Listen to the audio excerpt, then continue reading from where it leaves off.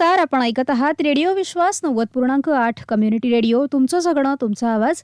आणि मी आहे आरजे श्रद्धा. अर्थातच वारली चित्रकलेवर जिची श्रद्धा अशी आरजे श्रद्धा. रसिक हो FLOA म्हणजेच फॉरेन लँग्वेज ऑनलाईन ॲप्लिकेशन या कार्यक्रमामध्ये तुम्हा सगळ्यांचं अतिशय मनपूर्वक स्वागत. मंडळी, जर्मन आणि फ्रेंच भाषा शिकलेल्या विद्यार्थ्यांशी आपण गप्पा मारत असतो. त्यासोबतच काही अधिकारी, शिक्षक यांच्याशी सुद्धा आपण ह्या कार्यक्रमाच्या माध्यमातून गप्पा मारत असतो. काही परदेशात राहणाऱ्या व्यक्तींशी सुद्धा आपण ह्या कार्यक्रमाच्या माध्यमातून संवाद साधला. तर जर्मन भाषा आणि फ्रेंच भाषा शिकणारे 2 विद्यार्थी आज माझ्यासोबत आहेत. एक म्हणजे रणदीप शिरसाट आणि दुसरा राजदीप गायकवाड, जे आज आपल्याशी जोडले गेलेले आहेत. देवगड विद्यालय, हिवरगाव, पावसा, संगमनेर, अहिल्यानगर या ठिकाणाहून. त्या दोघांशी आज आपण गप्पा मारूया आणि एकूणच फ्लोआ विषयी त्यांना काय वाटतं हे आपण जाणून घेऊया. तुम्हा दोघांचंही अतिशय मनपूर्वक स्वागत. Thank you ma'am. बरं, तुम्ही दोघं कितवीत आहात? एकाच वर्गात आहात? एकाच इयत्तेत आहात? Yes ma'am. 7th स्टँडर्ड मध्ये आहोत आम्ही दोघं. अच्छा, बरं. आता सध्या शाळा सुरू आहे आणि हो हो. बरं बरं. सगळ्यात आवडता विषय कोणता? मॅथ. दोघांचाही? हो. येस. बरं, आधी मी रणदीपशी गप्पा मारते आणि नंतर मी राजवीरशी गप्पा मारते, ठीक आहे? Yes ma'am. बरं, रणदीप, तू मला सांग की तुझ्या आतापर्यंत कुठल्या भाषेच्या आणि किती लेवल पूर्ण झालेत? मॅम, मी मागच्या वर्षीपासून भाषा शिकतोय, फ्रेंच भाषा शिकतोय आणि माझ्या आता 2 लेवल कम्प्लीट झालेले आहेत. बरं, फ्रेंच भाषा शिकावी असं का वाटलं तुला? कारण मॅम, मी असं युट्यूबला वगैरे कुठं तरी बघितलेलं होतं, जर्मन थोडी अवघड आहे, फ्रेंचचं कन्व्हर्सेशन सोपं आहे, म्हणून मी पहिल्यांदा फ्रेंच घेतली होती. बरं, मग पहिल्या लेवलला किती मार्क्स मिळाले? मला पहिल्या लेवलला 50 आउट ऑफ 48 मार्क्स मिळाले. क्या बात आहे, वा वा वा, मस्तच. तू कितवीला असताना तुला ह्या फ्लोआ बद्दल समजलं? मी 6th स्टँडर्ड मध्ये असताना मला समजलं. आणि घरी सांगितलं की मला अशी भाषा शिकायची आहे, मग तेव्हा घरचे काय म्हणाले? शिक म्हणाले की काही गरज नाहीये, काही नको शिकू असं म्हणाले? काय सांगितलं तुला नेमकं त्यांनी? नाही, माझ्या घरच्यांना जेव्हा मी सांगितलं का आमच्या शाळेत असा असा उपक्रम होणार आहे, तर माझे घरचे खूप सपोर्टिव्ह आहे. त्यांनी मला होकार दिला पहिल्याच वेळेस. अरे वा, बर.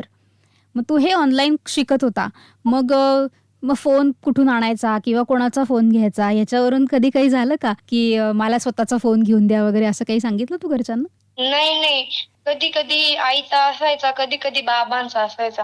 ओ, बर. मग तू शाळेचा अभ्यास सांभाळून हे सगळं करत होतास, बरोबर? हो. काय, शाळेच्या अभ्यासावर दुर्लक्ष होत नाही. साधं सोपं.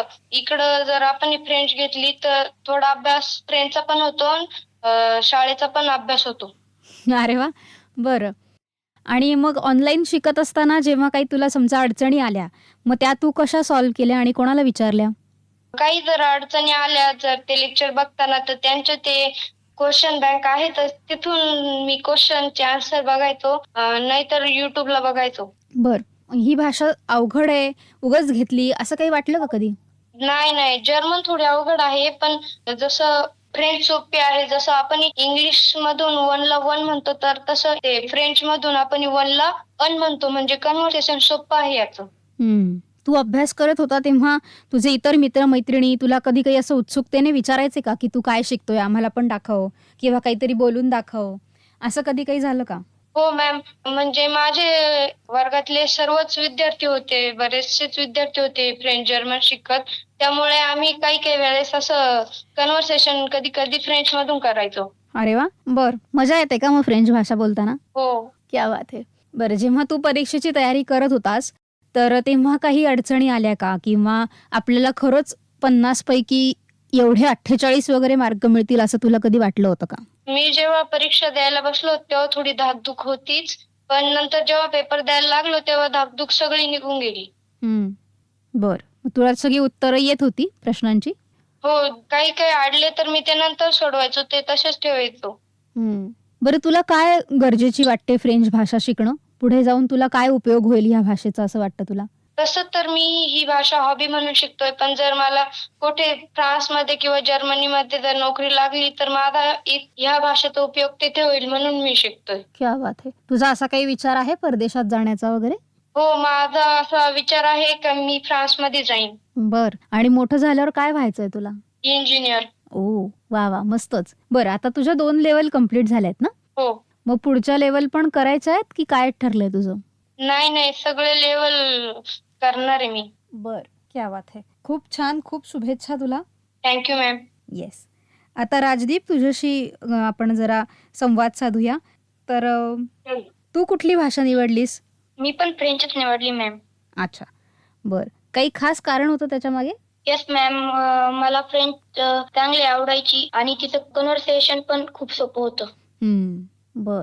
जेव्हा तुम्हाला तुमच्या शाळेमध्ये कळलं की अशा पद्धतीने ऑनलाईन शिकवलं जाणार आहे, तेव्हा तुम्ही स्वतःहून तुम्हाला इंटरेस्ट वाटला की शिक्षकांनी सांगितलं की अरे करा रे, वेगळा कोर्स आहे, छान आहे, असं काही झालं? नाही. आमच्या शाळेतले जे टीचर्स आहेत ते वेगवेगळे उपक्रम घेऊन येतात आणि आम्हाला त्याच्यात सहभागी व्हायला खूप आवडते. बरं, मग अभ्यास करत असताना फ्रेंचचा कसं वाटत होतं? गंमत वाटत होती का कंटाळा येत होता?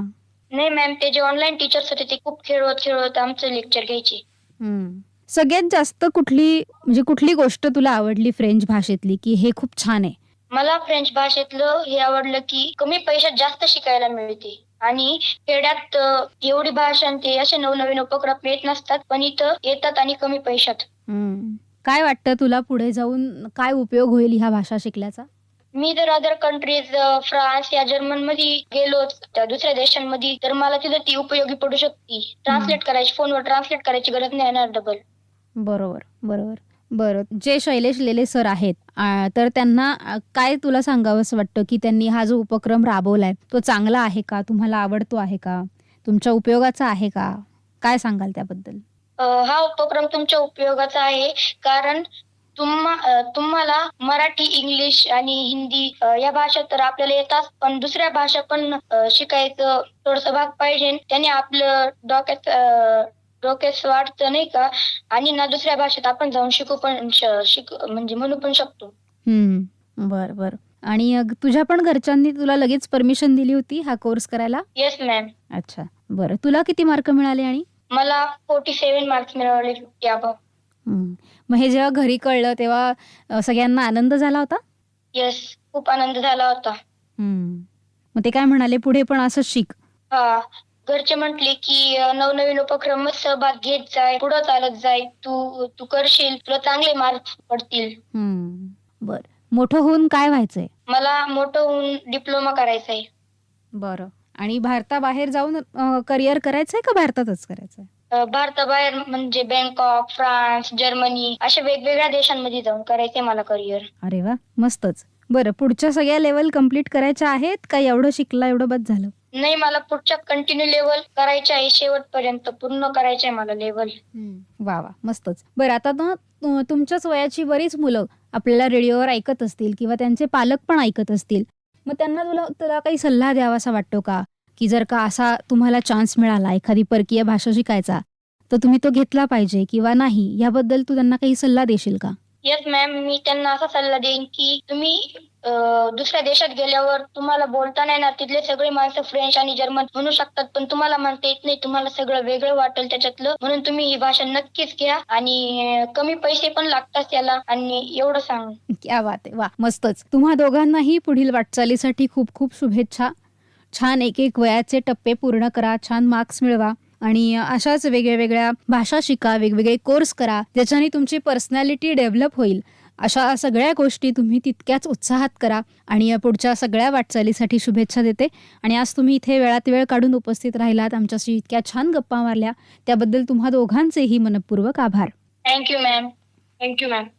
तर मंडळी, फॉरेन लँग्वेज ऑनलाईन ॲप्लिकेशन्स ह्या कार्यक्रमामध्ये आज आपण गप्पा मारल्या देवगड विद्यालय, हिवरगाव, पावसा, संगमनेर, अहिल्यानगर या ठिकाणाहून जोडल्या गेलेल्या 2 विद्यार्थ्यांशी. एक म्हणजे रणदीप शिरसाट आणि दुसरा राजदीप गायकवाड. तर आता कार्यक्रमात वेळ झालीये इथेच थांबण्याची, पण तुम्ही ऐकत राहा रेडिओ विश्वास 90.8.